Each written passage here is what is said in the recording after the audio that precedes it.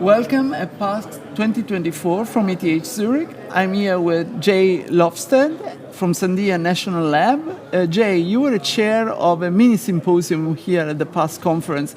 Can you tell about this? What was this mini symposium about? Sure. This mini symposium is focused on ethics and how the considerations that we have about the technology that we develop is impacting society, and how we should help, or we should really try to think about these things so that the technology we develop isn't divorced from the impact we're having on not just the world but on society itself.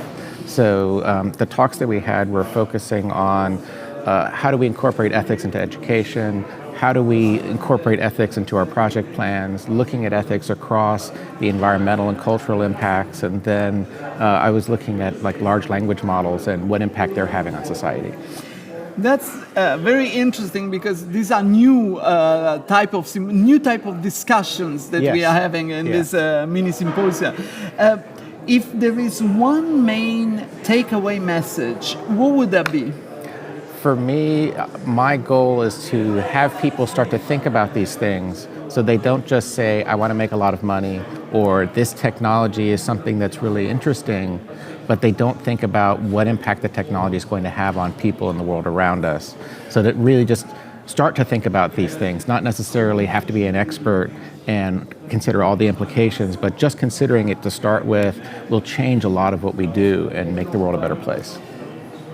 Not to lose the momentum that you gain in this type of discussions and in this type of conferences, what would be a nice way to follow up, or what would you be ideally, what would you like to see to happen in the next coming months? So this has been one of a series of events that we've been doing, and we're very happy to have brought it to PASC this year.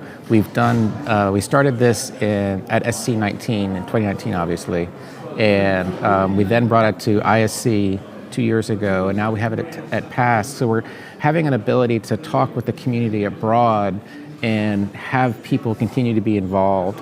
So it's one of those is attend the events that we have there, and encourage people to talk at their own institutions, and at the same time we have a website, ethicsandhpc.org, that we try to post things as we see them to help drive the conversation. So it's always about trying to keep people as many places for discussion as possible. So I will not ask what is the impact, because you mentioned in the beginning, and it's clear what is the impact, but what is your perception? Are scientists on board on how important is to have this discussion about ethics and AI? Some of them are starting to think about it, and so one of the things that people sometimes forget is that supercomputing came out of the nuclear weapons program. And because of that, we have this ethical consideration of, is this technology something that we should use?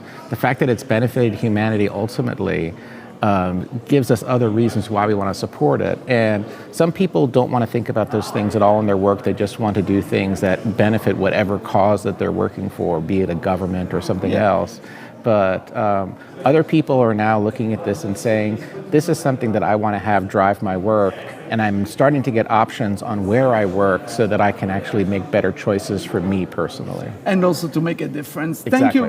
Thank you very much, Jay. So I hope to see you then at the PASC 25 That's again. our plan, yes. And thank you.